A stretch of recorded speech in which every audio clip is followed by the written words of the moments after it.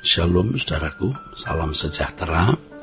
Kebenaran hari ini berjudul Berpusat pada Kehidupan Yesus. Alkitab menulis banyak kisah dan tidak ada satupun dari kisah Alkitab yang tidak mengandung kebenaran.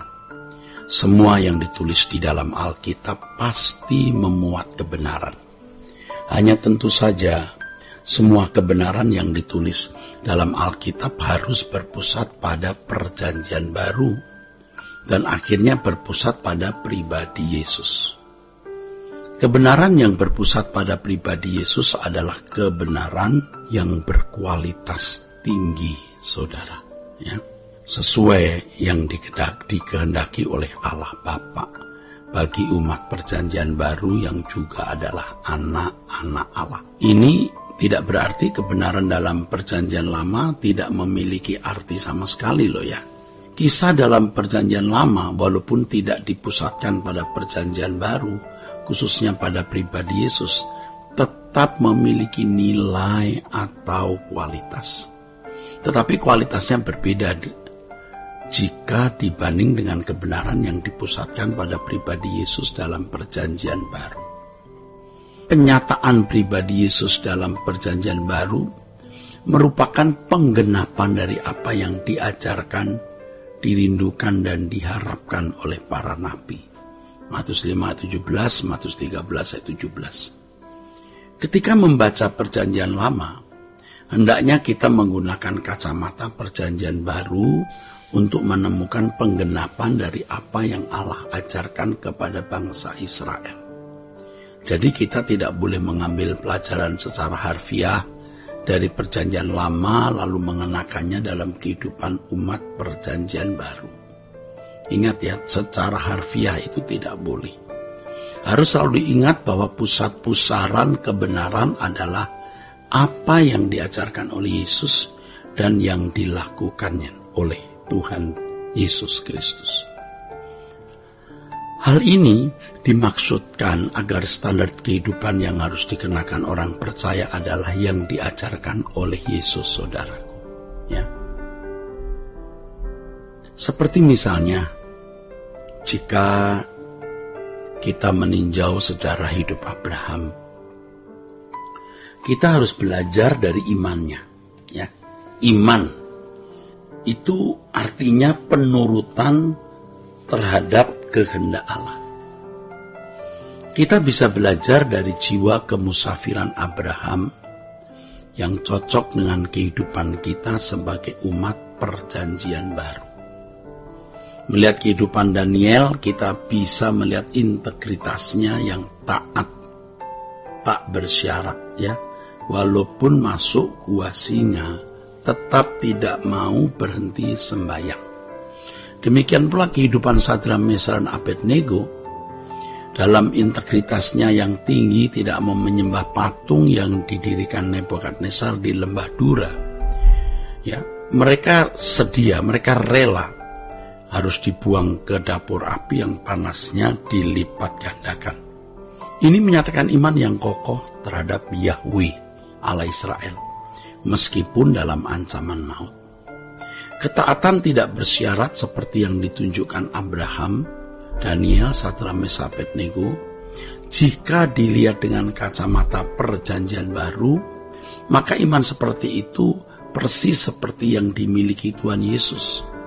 Yesus itu taat walau sampai mati di kayu salib.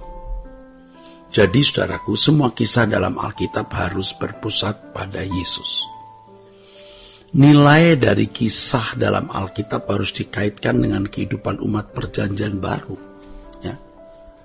Kalau kita memperhatikan banyak khotbah, seringkali kisah dalam Perjanjian Lama memiliki frame atau bingkai masing-masing, sehingga tidak pas dengan kehidupan orang percaya karena memiliki agenda sendiri di dalam kisah-kisah tersebut. Ya.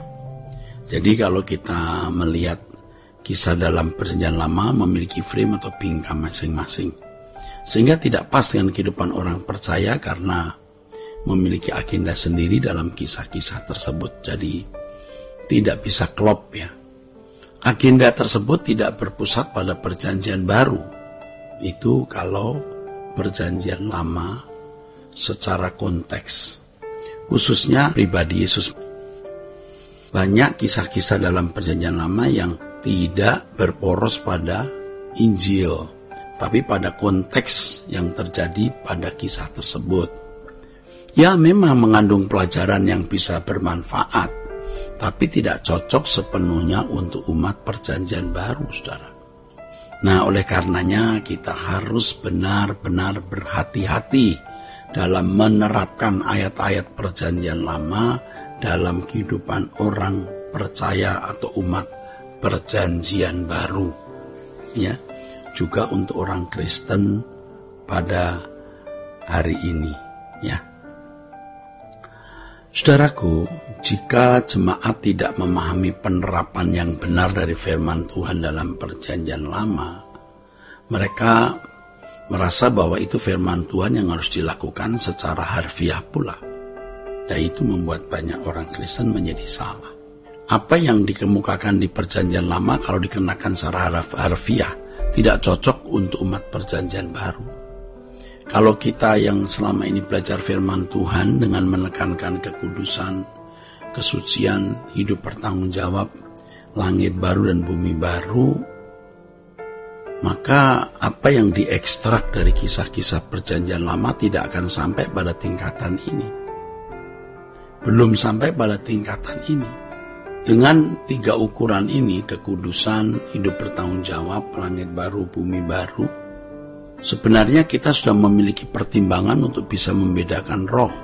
Artinya menangkap spirit atau gairah apa di balik khotbah, nasihat, atau pemberitaan firman Tuhan oleh seorang pendeta. Di Alkitab kita mengerti ada Yesus lain atau Injil lain, ada roh lain. Memang bisa saja pelajaran itu diambil dari ayat-ayat Alkitab, Perjanjian Lama, tapi tidak berepisentrum pada diri Yesus. Nah, itu bisa menghasilkan Yesus lain. Jadi spirit apa yang hendak dikemukakan di balik khotbah, nasihat atau pemberitaan firman, itu kita harus bisa menangkap. Kita yang belajar kebenaran dengan sungguh, kita dapat mengendus, kita dapat mendeteksi atau merasakan relevansi firman yang disampaikan tersebut dalam kehidupan kita sekarang sebagai umat Perjanjian Baru. Apabila pemberitaan firman tidak berimplikasi pada hidup orang percaya untuk semakin seperti Kristus, maka dapat dipastikan itu adalah gairah atau spirit yang lain. Pada akhirnya kita harus bertekad untuk mencapai apa yang diproyeksikan oleh Tuhan dalam Alkitab. Jangan sampai kita hanya mengerti apa yang Tuhan kehendaki bagi kita, tetapi kita tidak bertekad untuk melakukannya. Kita harus mengerti dan melakukannya. Kalau Alkitab memusatkan kebenaran pada pribadi Yesus, maka sebenarnya hal tersebut merupakan panggilan bagi orang percaya untuk memusatkan hidup pada pribadinya. Orang percaya harus berani mempertaruhkan semuanya untuk memusatkan hidup pada Tuhan, saudara. Ya.